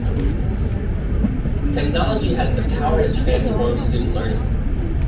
But what happens when it doesn't? What happens when that class set of iPads is nothing more than a class set of really expensive digital worksheets?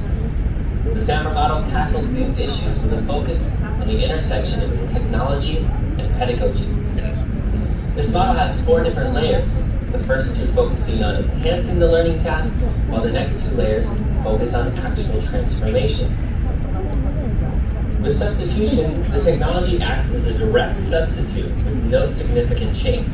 So a student typing an essay on a computer is merely swapping out paper for a laptop.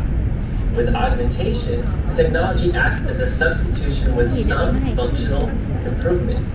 So that same essay is now done on a Google document with the ability to have classmates leave comments on one another's work. With modification, technology allows for significant task redesign. So that same essay is now a blog post. Students are doing research online, editing on a shared document, and publishing to an authentic audience. It is no longer an essay. It is an article crafted for the world. With redefinition, the technology allows for new tasks that were previously inconceivable. So that same essay is now a multimedia package. Students are not only researching online, but connecting with experts through video conferencing. They are co-writing their posts with a digital blogging cohort from around the world. And they are producing not only a blog post, but also a corresponding podcast and an edited video. Notice that the higher up you move through the SAMR model, the more transformative the technology task becomes, both in terms of multimedia content creation and in terms of communication with the rest of the world.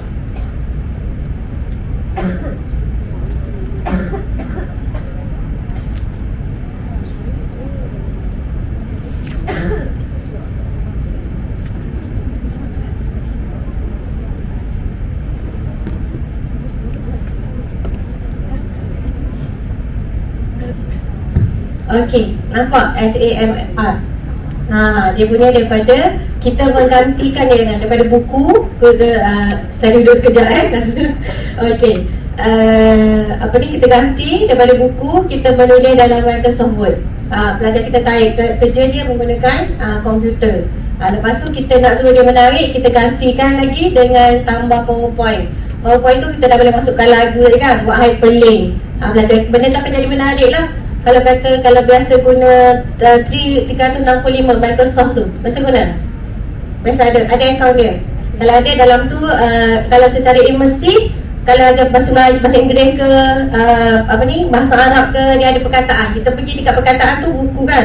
Contohnya book. Bila klik, dia boleh keluar gambar. Cara sebutan book tu macam mana. Kalau ada bahasa, sangat menarik lah. Jadi tu lebih kepada argumentation lah. Okey, lepas tu kita buat modification. Bahan yang pelajar kita buat dalam kelas tadi tu, kita share dekat blog untuk dilihat oleh kita punya audience lah, secara global. Bukan global pun, secara kawan-kawan dia. Kalau karangan, biasanya pelajar kawan dia tak tahu karangan dia kan. Pelajar karangan A, kawan dia tahu ke kawan dia buat karangan A tu macam mana? Pernah tak kawan dia tengok pelajar lain, tengok hasil kerja pelajar lain? Habis cikgu je kan tengok kan. Betul? Ada kita je baca, okey, ni pelajar A tulis macam ni, pelajar B tulis macam ni. Bukan pelajar A grade A yang dapat A. Jadi kita nak share bahan tu supaya pelajar lain pun boleh tengok yang kawan dia buat dapat A. Kenapa dia dapat A? Jadi orang lain dapat belajar. Daripada situ kita share dekat blog, kawan dia boleh komen bahan-bahan tu. Okey, lepas tu daripada blog ni orang lain tengok, dia dah melukar daripada blog dah jadi video. Kan sekarang viral kan, orang lain ikut lagu, daripada satu lagu dah boleh ubah jadi lagu lain. Tu dah boleh buat di definition lah, kita diubah dia dengan satu benda baru. Okey, fahamlah sekadar apa? Teori dia macam ni. Kita mula-mula kita guna untuk gantikan function biasa. Lepas tu kita boleh di-upgrade sampai jadi satu bahan yang mawujud, boleh share pada dunia lah.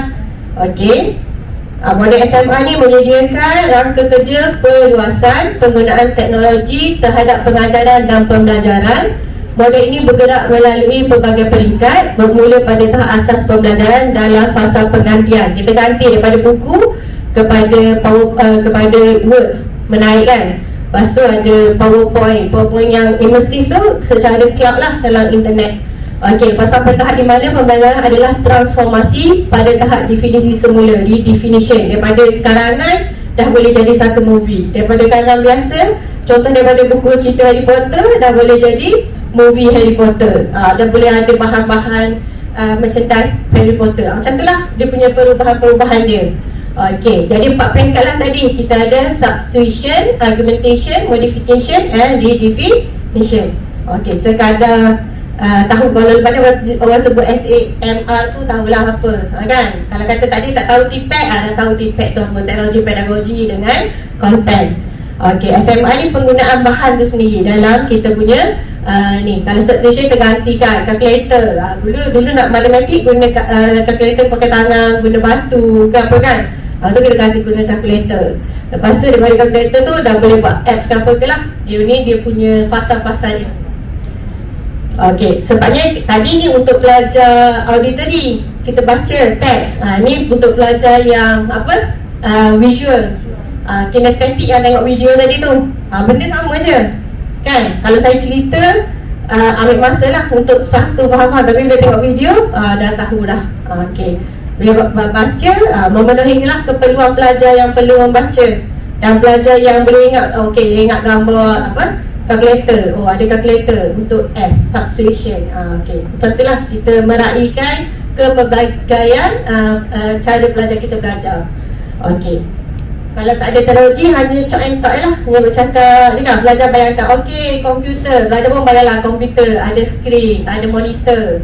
Lepas tu ada keyboard. Lepas tu ada speaker. Hanya bayangan. Kalau kita okey, ni komputer. Belajar tahu lah. Tapi kat rumah saya lain.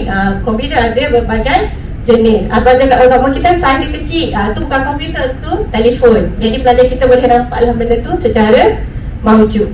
Okey, dia banyak dalam teknologi ni dia banyak model. Macam-macam model. Model ni berubah-ubah mengikut orang yang mengkaji benda tu. Tadi ada model model apa tadi kita TPEC semua kan. Ni sekarang kita masuk ke model ADI. ADI ni bukan nama orang, tapi kita tahu kenapa nama model tu nama ADI. Model ADI ni adalah model berorientasikan produk. Kita nak menghasilkan produk diasaskan oleh Rosset pada tahun 1987. Model ID ni merupakan model rangka bentuk. Tadi kita sebagai innovator kan, designer kan, perinter kan. Kita nak merangka bentuk. Model pengajaran yang betul mesti ikut model ID.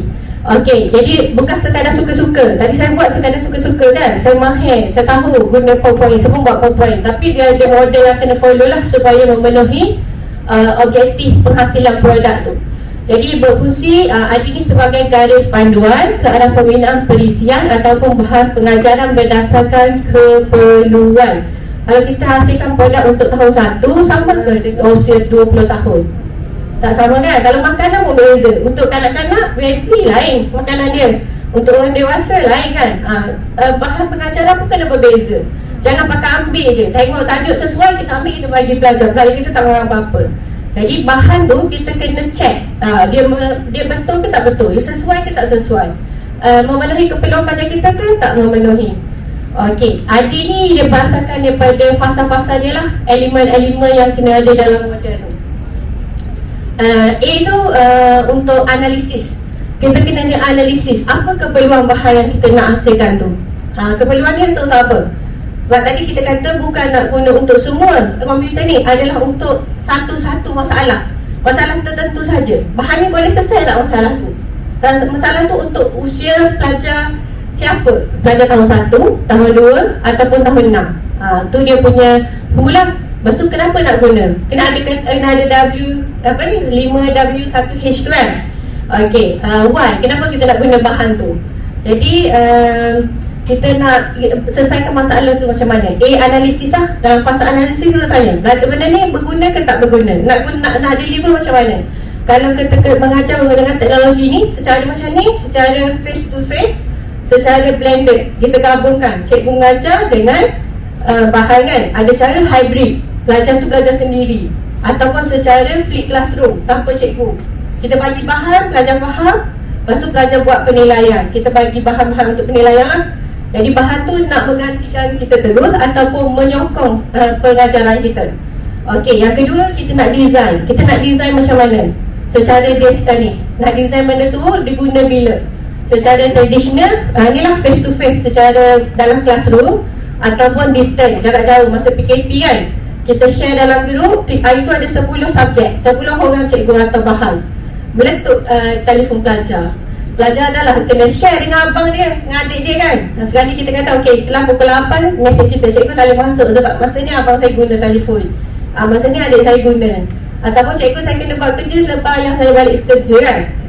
Jadi sebabnya masa dulu semua secara tiba-tiba, kita tak bersedia lah. Tapi kalau kata sekarang ni sebab benda tu tidak dijangka, di luar jangkaan kan.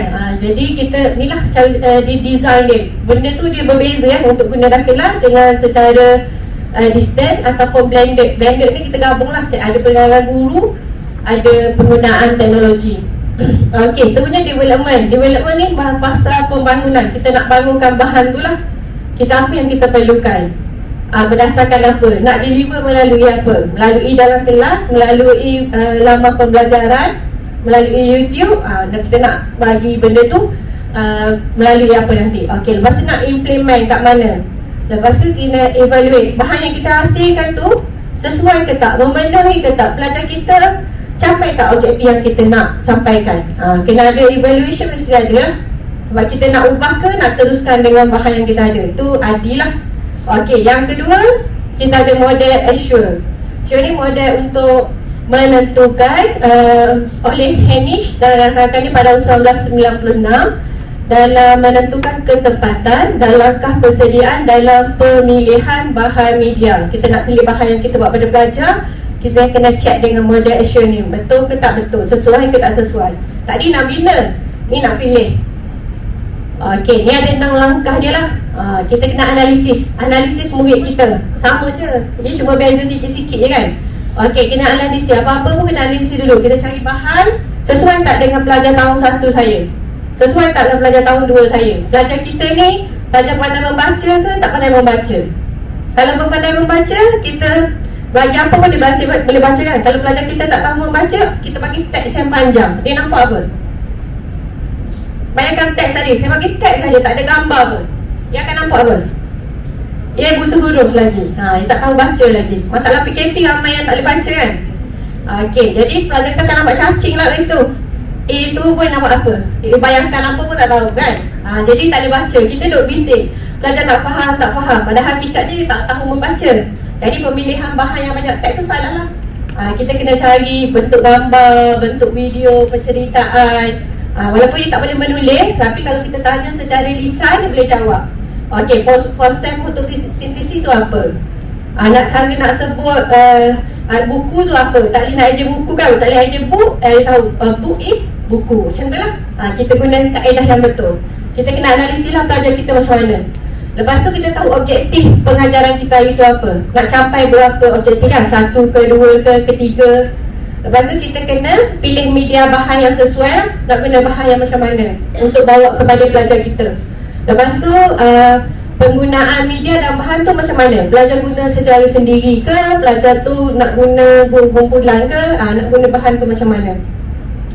Lepas tu pelibatan pelajar macam mana dalam kelas? Secara pelibatan pelajar, dia boleh access bila kan, benda-benda tu semua. Lepas tu yang penting last kali mesti ada evaluation. Sebab analisis tadi, kita sebagai guru kena tahu menganalisa kan. Jadi evaluation tu sangat penting lah. Okey, ni perbezaan dia untuk menyediakan bahan, definisi, tak apalah yang ni. Okey, saya ambil contoh lah sains tahun 3. Ada cikgu sains kat sini? Ada cikgu sains? Ada? Tak ada lah, semua dah jadi cikgu bahasa Arab lah semua. Okey, betul ke ni? Tajuk tahun 3, ada tajuk dia apa? Tajuk gigi dan fungsinya. Betul ke cikgu? Cikgu sains tu? Dia punya tajuk dia. Okey, nak ajar macam mana? Kalau tajuk ni dalam kelas, gigi dan fungsinya. Semua orang tahu, semua ada gigi kan? Tahu tak setiap gigi tu ada fungsi dia? Pelajar tak tahu? Tahu? Macam mana yang awak dalam exam? Cikgu sains, kalau gigi geraham, apa dia punya fungsi dia? Gerham. Meracik. Kasih gigi. Melumat. Melumat macam lesung je. Kan menghancurkan makanan, betul? Betul ayat. Kalau gigi kacik apa? Mengoyakkan makanan ke apa? Gigi taring kan? Cikgu tak tahu, sahabat saya cikgu bukan cikgu sains. Okey, sajalah ambil tajuk ni. Lepas tu, sebelum kita masuk ke tajuk gigi dan fungsinya, apa Syed Nasir nak guna tadi? Ubat gigi. Tu saya tak ubat gigi. Kalau cikgu biasa guna apa? Ha? Buah gigi. Buah gigi dengan buah gigi. Gigi tu dah kira bahan pengajaran. Kita tak nak kaitkan pun dengan gigi lagi. Buah gigi. Lagi apa lagi? Selain buah gigi. So saya letaklah ubat dan buah gigi. Kita buat ubat dengan buah gigi kan? Kita tak ada slide. Bayangkan tak tahu pun tajuk gigi dan fungsinya. Jadi kita bawa ubat gigi dengan buah gigi. Ataupun tanya, siapa tak gosok gigi hari ni? Kan? Jadi kenapa cikgu tanya pasal gigi pula ni kan? Jadi benda tu macam kita akan tanya-tanya lah. Cikgu nak ajar apa? Macam tu. Okey, jadi kita tu sebagai Syed Nasir lah saya pilih. Ataupun kita boleh bawa makanan yang keras. Macam nak hancurkan. Pakai lesung ke? Ataupun telang. Okey, ataupun kita kunyah kan? Kunyah pakai apa? Pakai gigi. Lalu kita masuk pada topik kita. Okey, topik kita hari ni kita nak belajar pasal gigi dan fungsinya. Okey. Lepas tu penerangan kita nak guna apa cikgu dalam kelas? Dalam kelas cikgu guna apa? Cikgu guna apa dalam kelas? Buku teks. Okey, buku teks, buku surat 5. Semua tengok gambar gigi kat situ. Ataupun cikgu bawa model gigi kan? Tunjuk dalam kelas. Ada ke? Mana tu kat sekolah? Ada? Pinjam misi. Misi pun nak guna dia, pergi pinjam sekolah misi pun boleh lah. Itu kan kebetulan misi mari, panggil misi lah masuk kelas. Macam saya tadi ajak saya punya PT masuk kelas kan, untuk ajar seni. Kita ajak misi pun cerita pasal gigi. Okey, tu kalau kita guna model ataupun guna gambar rajah biasa kan. Okey, ataupun kita boleh guna video. Video ni kita carilah. Cari video. Masalah tak boleh masuk tu. You go all out every day, but frizzy hair gets in.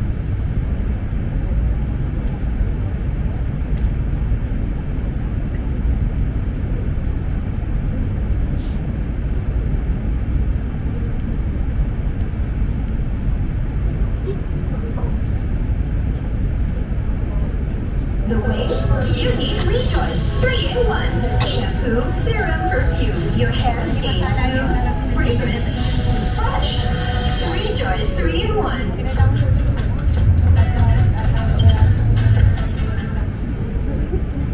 Dia ada terangkan tentang anatomy, gigi dan bahagian-bahagian yang perlu kita tahu. Saya tengok ada props di sini. Ya, alright, okey. Utamanya gigi ada dua bahagian yang penting. Okey, kita ada koronanya dan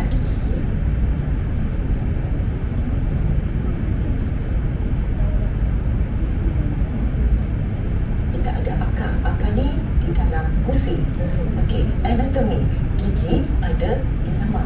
Inama adalah di bahagian luar gigi yang keras. Okey, dan yang berwarna putih. So fungsinya adalah untuk melindungi struktur gigi secara keseluruhannya, dan kandungannya adalah Okey, sesuai tak video ni nak guna dalam kelas? Tak sesuai. Kenapa tak sesuai? Boring. Okey, lagi? Tinggi sangat panggil doktor tu. Okey, sebabnya kita ambil je bahan yang ada dekat internet kan, yang sesuai dengan tajuk kita. Tapi hakikatnya video ni tak memenuhi objektif pengajaran kita lah. Tak ada pun patutnya tajuk gigi tadi. Kita kena tahu nama gigi, fungsi gigi kan, maksud struktur gigi. Mungkin video ni ada tapi yang tak tersusun. Okey, jadi kita buat penilaian lah. Okey, yang ni tak boleh. Video ni kita tak boleh guna untuk pelajar kita. Okey, video ni ada ilmu dia tapi tak sampai tahap pelajar kita. Okey, jadi kita kena buat video sendiri kan. Video sendiri tadi kita ikutlah Adi model dengan Ashu model tu. Okey. Video kedua. Kita tengok video yang kedua. Tak ada nak auto. Sekejap. Okey,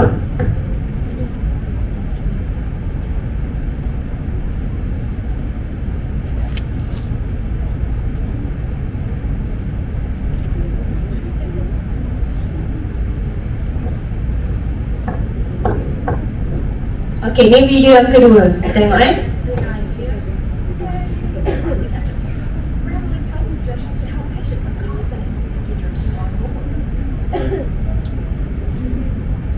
Warahmatullahi wabarakatuh.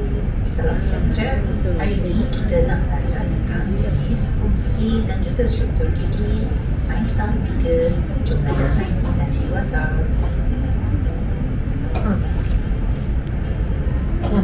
Objektif kita hari ini adalah untuk menyatakan jenis gigi, untuk memeliharkan fungsi bagi setiap gigi, untuk mengenal bahasa.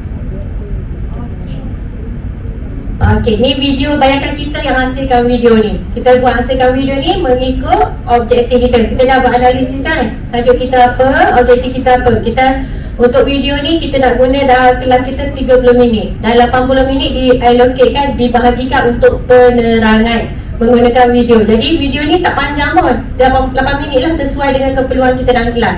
Jadi bila start tu pelajaran kita dah tahu dah, daripada ubat gigi tadi. Lepas tu kita, okey, hari ni kita nak belajar tentang gigi. Lepas tu kita bawa video ni. Jadi kita akan tahu jenis gigi, lepas tu kita tahu fungsi gigi, lepas tu struktur gigi. Lepas tu kita bagilah pelajar kita tengok video ni sampailah habis kan. Okey, tak tengok ke habis? Kamu tengok.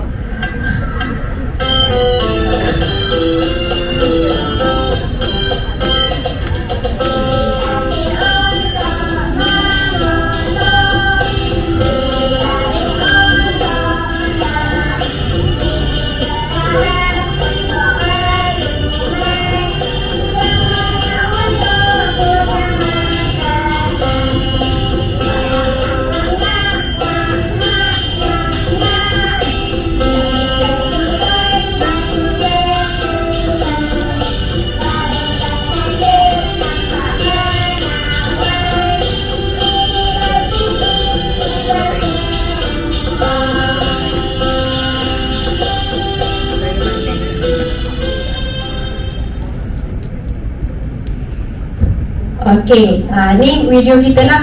Kita masukkan lagu sebab kita dah analisis pelajar kita suka lagu kan, suka menyanyi. Kita dah tukar daripada dalam bentuk teks kepada bentuk lagu. Jadi pelajar kita akan ingat lah dia ulang lagu ni. Bila dalam exam, gigi taring untuk apa? Gigi kacing untuk apa?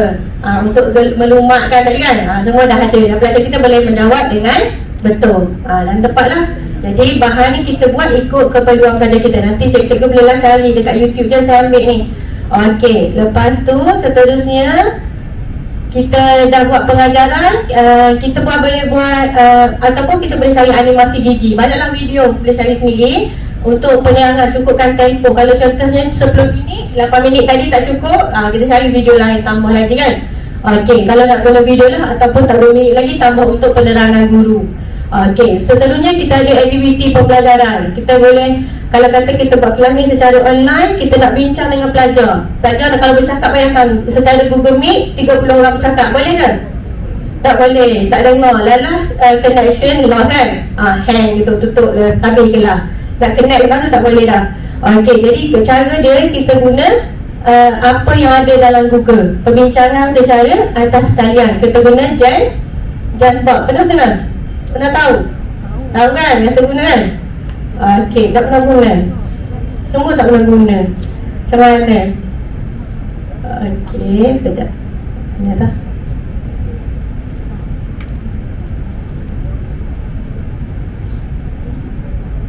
Okey, ni dalam kita punya Google je. Kita guna Google lah, Gmail dan Gmail kita. Okey, jadi Jasbox ni kita boleh share dengan pelajar kita. Kalau kata saya nak share kat sini pun, saya nak share pada siapa? Tak ada nombor kan? Kalau kata saya share ni, cikgu-cikgu boleh masuk kat sini. Jadi semua boleh tulis lah. Boleh tulis. Okey, sekejap saya cuba. Semua ada telefon kan?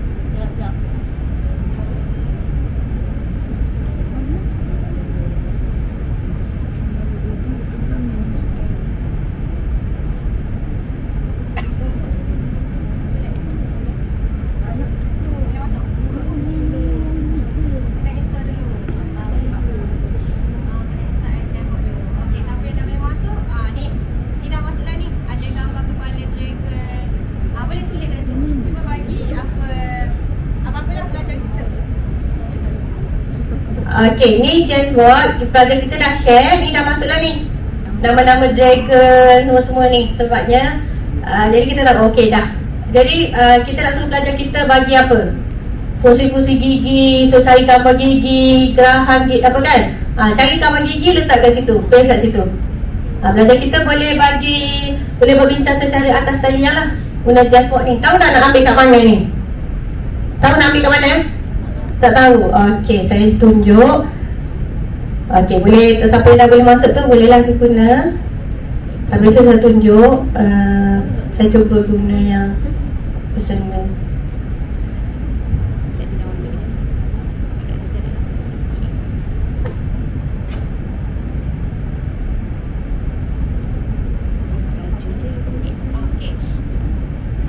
Buka Google masing-masing. Biasa nampak yang apa, Google Ads ni, yang apa 9 titik ni kan, dekat email kita tu. Okey, dalam ni ada. Kalau tak ada pun masuk dulu ke Drive. Masalah pula Drive saya banyak. Okey, pergi dekat Drive. Okey, sama juga ambil kat sini. Okey, cari dalam ni ada Jasboard. Selain Google Drive, selain daripada Google selain daripada Mix, ada foto, ada kalender. Cuba cari Jasboard kat situ.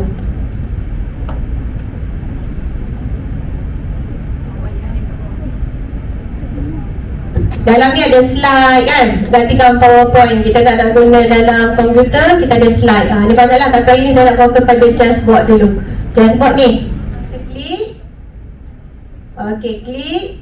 Cikgu boleh buatlah tempat perbincangan secara atas talian dengan pelajar. Okey, dia keluar kosong macam ni. Klik tambah yang kat bawah ni, New Jam. Tambah. Kalau ada komputer, betul kan, kalau sampai ada komputer nanti pukul 10.30 buat komputer lah. Okey, kat sini kita dapat tajuk dia apa, nak cerita tajuk apa hari ni? Gigi.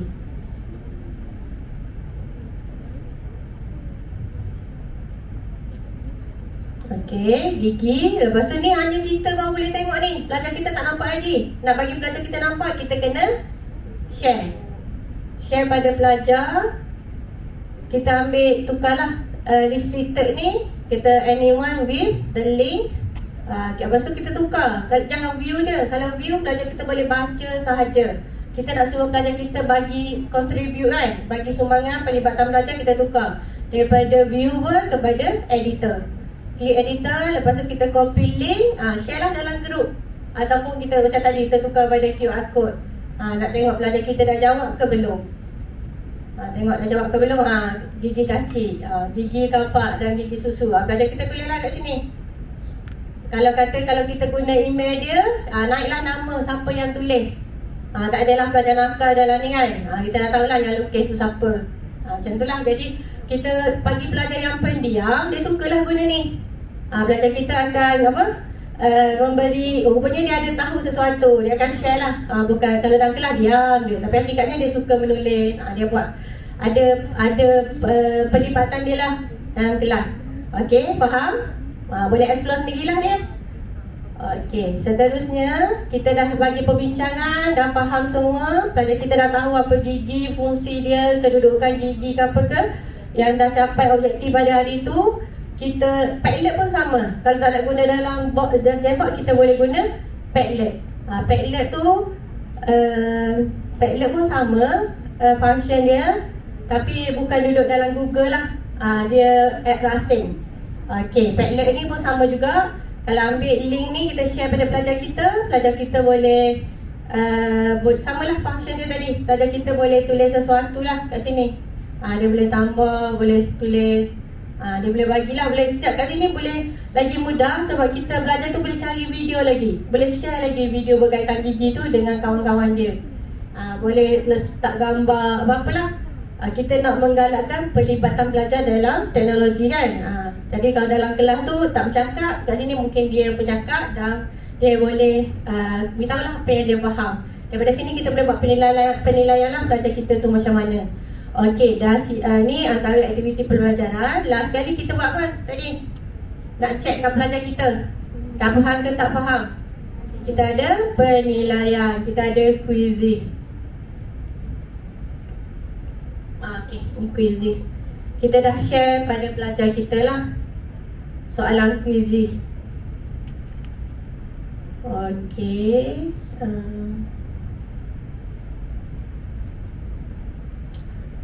Ni pun boleh buat sendiri. Cikgu ada account quizzes? Ada? Cikgu login dulu, baru kita boleh check lah pelajar kita kan. Kita boleh ada record pelajar kita jawab tak jawab, berapa orang betul tak betul. Okey, ni quizzes. Ni saya cari je lah apa yang ada yang berkaitan dengan tajuk tu untuk menggalakkan pelajar kita.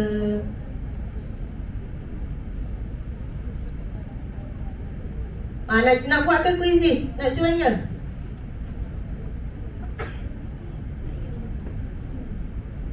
Quizzes kod dia 9.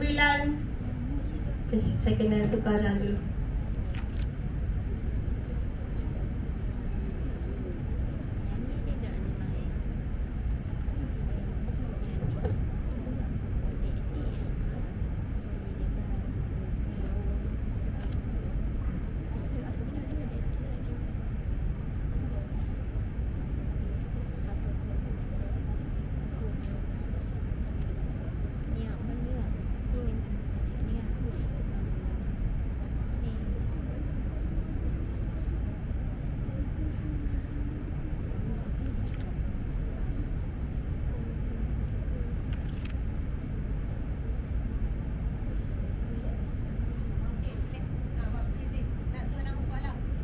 Okey, boleh join.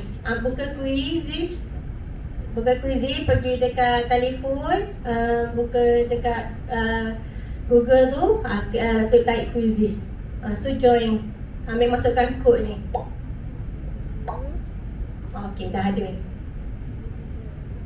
Sebab kita mungkin dah biasa guna kan, tapi kita tengoklah macam mana penggunaan quiz ni dalam kelas. Dia membantu kita untuk cikgu selain untuk pelajar lah.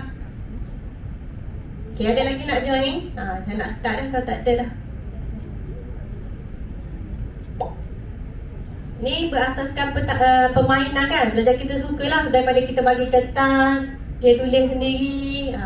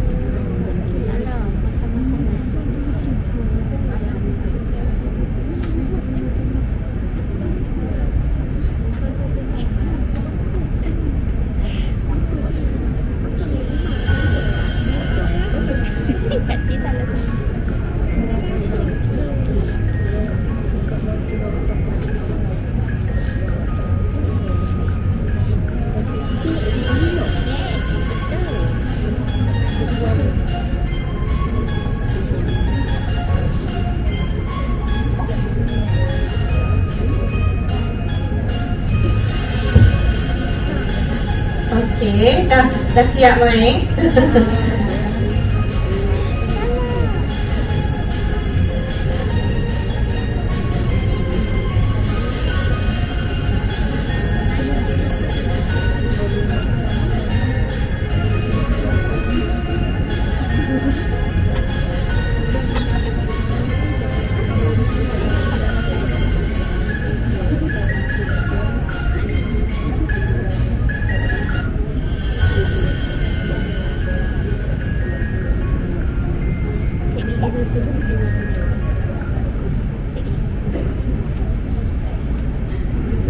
Okey, kita pasal menjawab tu teruskanlah menjawab kan. Okey, bila kena quizzes ni apa kelebihan dia? Apa kelebihan dia selain pelajar kita suka? Apa kelebihan dia bila selain daripada pelajar kita suka dalam kelas? Rasa ada pertandingan kan? Rasa nak betul, rasa nak saya nak berjawab paling cepat kan, dapat markah paling tinggi. Sebab dia adalah seperti game lah, konsep game kan dalam pembelajaran. Jadi untuk belajar, tapi untuk kita kat sini kita tak perlu menanda kan, benda yang paling suka. Bila biasa nak menanda kertas tu bercinta lah, nak cuti lagi, nak tanda kertas lagi. Ada 10, ada beratus-ratus skrip kan, 10 kelas mengajar. Jadi kita kena ambil masa yang sangat lama lah untuk menanda. Tapi kalau kena quizzes, untuk latihan ni kita tak perlu tanda. Kat sini kita boleh nampak berapa orang pelajar kita yang betul, berapa pelajar yang tak betul kan. Kita kenapa pelajar kita tak faham. Kat sini kita boleh buat analisis lah. Guna kaedah ni pun tak faham lagi apa masalah dia orang sebenarnya ni kan. Tak nak mengajar lah, mengajuk lah macam tu. Okey, jadi kita boleh tahulah untuk guru kita boleh buat analisis. Soalan mana pelajar kita paling ramai yang salah. Oh, rupanya kita tak cerita pun benda tu dalam kelas. Jadi dia tak tahulah. Ataupun apa yang dia tersilapkan, bertukar antara gigi. Kita tak bagi gambar yang betul-betul gigi tu. Jadi kita boleh buat analisis sendiri daripada jawapan-jawapan pelajar kita ni. Okey, kalau kata tadi, kalau quiz ni cikgu kena ada akaun guru. Bila kita ada akaun guru,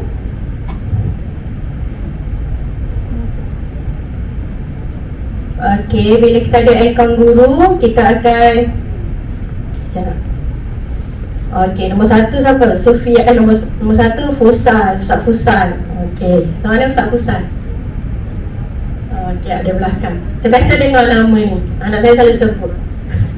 Okey, jadi Ana, Sofia. Jadi pelajar kita, nama kita, pelajar kita ada naik ke atas ni, dia gembira lah tengok nama dia kan.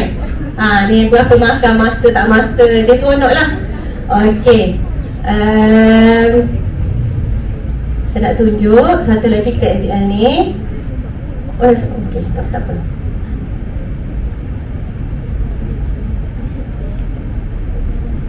Okey, kalau kita ada akaun guru, kita sebagai guru kan. Okey, kat sini kita boleh tengok kita dah explore apa.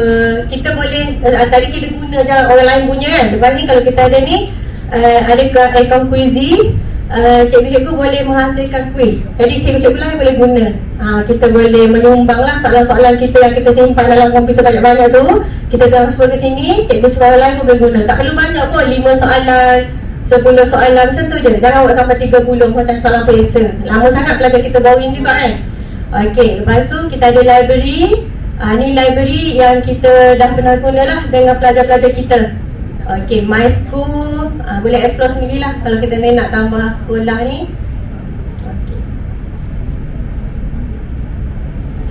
report. Kita nak tengok report ni. Okey, tadi kita buat sains kan. Pelajar kita 44 orang yang ambil. Patutnya pelajar kita ada 70. Lagi 30 ni kenapa tak join? Tak dapat link ke, tak ada device ke, dah boleh buat nilai lah. Maknanya 40 orang je. Setiap masa 40 orang masuk, maknanya 40 orang ni dia aktif. Lagi 30 pergi mana? Nilai lah, mungkin pelajar kita tu tak ada device kat situ. Tu dari segi figure yang kita nampak, kita boleh buat analisis. Okey, kalau kita buka link tadi tu, kalau kita masuk sebagai guru, kalau kita ambil, kita join dulu, ambil guru, kita akan dapat record ni. Okey, Ana ni terbaik. Betul semua. Cikgu sains kot Ana. Kan? Okey, jadi betul semua soalan. Dalam pusat betul semua. Tapi mungkin lebih laju dia jawab. Okey, tapi Ana lagi tinggi markah. Okey, Mat ni salah satu. Kenapa salah? Soalan apa dia salah? Kita boleh buat analisa lah kat sini. Salah dia kat mana? Dia tak faham apa. Untuk guru, penilaian dalam pilih darjah kan, nak bagi pen berapa pun daripada sini dah boleh. Okey, lepas tu kita tengok belakang sekali, banyak salah nombor. Soalan 789. Kenapa salah? Kita boleh analisis balik lah soalan-soalan tu. Ni kenapa salah ni, sampailah kita boleh evaluate pelajar tu, boleh tahulah. Ni Mika ni kenapa tak jawab ke, masalah internet ke, memang tak faham ke. Jadi kita boleh tanyalah pelajar tu secara personal ke lepas ni. Dan dalam kuis ni kita boleh share dengan ibu bapa dia kan, markah dia, pelajar dia jawab, kita boleh share. Email to parent, masukkan email parent lah kat sini, kelebihan kuis lah. Okey, lepas tu lagi satu, kita boleh tahu akurasi dia jawab macam mana. Lepas tu satu lagi, mari saya nak tunjuk. Ni question dia, kita boleh check balik. Pelajar kita banyak jawab apa. Kita tahulah kenapa dia bertukar dengan soalan tu. Kenapa dia tersilap konsep dia. Kat sini kita boleh nilai, boleh buat nak buat peneguhan balik dengan akhlak macam mana kan. Okey, lepas tu lagi boleh tengoklah, boleh explore sendiri, masuk quizy sebagai teacher. Jangan guna sekadar guna, kita cari yang tu, ambil link terus share pada pelajar. Lepas ni kita login dulu sebagai teacher, jadikan guru dulu, baru kita guna. Kita boleh share lah. Dan ni akan rekod dia akan kekal sampai bila-bila. Kalau orang kata, cikgu betul ke buat latihan? Betul. Kat mana bukti dia? Kat sini lah bukti dia. Okey, jadi tak adalah orang kata belajar bagi bank 6 tapi tak ada bukti apa-apa kan. Bukti dia kukuh kat sini. Mari tengok, masuk, ambil semua bahan, kita boleh print lah untuk perrekodan kita. Okey, tu Quizy, Kahoot, Word sama je. Cuma nama je berbeza. Cikgu nak guna mana atau kita punya kita suka apa kita minat apalah. Benda lain masa pun dah habis. Saya tunjuk Quizy je. Okey, boleh? Jadi penilaian dia, bila dah kita buat penilaian dan gunakan kita punya teknologi dan gelar, kita boleh penilaian. Boleh teruskan lagi ke, kena upgrade apa, kena kurangkan apa. Kan? Kalau tadi saya kata video tu kena download dulu lah supaya tak mengganggu belajar kita. Okey, sebab kadang tu takut keluar yang gambar-gambar tak sesuai kan. Jadi kita selamat, kita download dulu. Okey, sampai situ ada soalan tak? Ada soalan? Mesti boring kan dengar teori je. Lepas ni boleh buat komputer, kita sama-sama buat. Buat dalam kumpulan pun tak apa. Okey, lepas ni saya tak sempat buat slot lah untuk Google Site ni. Saya akan bagi hands on macam tu je. Sebab saya dapat maklumat pun dah lewat buat malam tadi. Kata Cik Fiti tak boleh dah hadir pukul 10.30 nanti. Kalau dia sempat masuk, saya akan bagi pas pada dia lah. Okey, kita berhenti dulu kat sini ke ada soalan apa? Ada apa soalan? Tanya. Ada soalan? Okey, tu je lah. Kalau teori tu, kalau nak mendalami memang ambil masa lah. Tapi secara realiti, secara ringkas dia macam tu lah. Okey, untuk kita pilih bahan tu pun ada cara dia lah. Untuk pilih bahan yang betul supaya pelajar kita dapat benda yang betul lah dan memenuhi objektif pembelajaran dia sesuai dengan keperluan dia. Contohnya kita ambil video satu tadi tak sesuai kan, memanglah topik gigi tapi tak sesuai dengan objektif dan juga penyampaian tu mungkin tak memenuhi, tak dapat sesuai untuk pelajar kita. Jadi kita kena buat bahan yang sesuai dengan dia orang. Video kedua tu bahan yang dibuat oleh cikgu lah dan untuk pelajar tahun 3. Okey, itu je daripada saya. Okey, Assalamualaikum warahmatullahi wabarakatuh.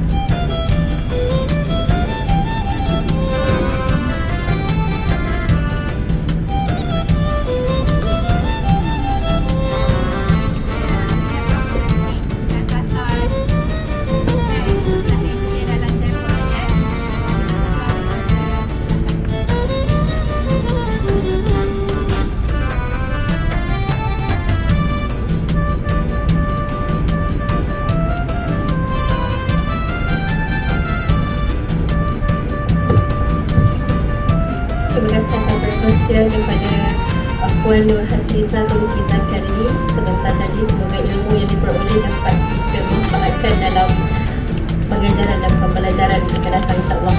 Kita akhiri majlis dengan tasbih kafarah surah Al-Asr.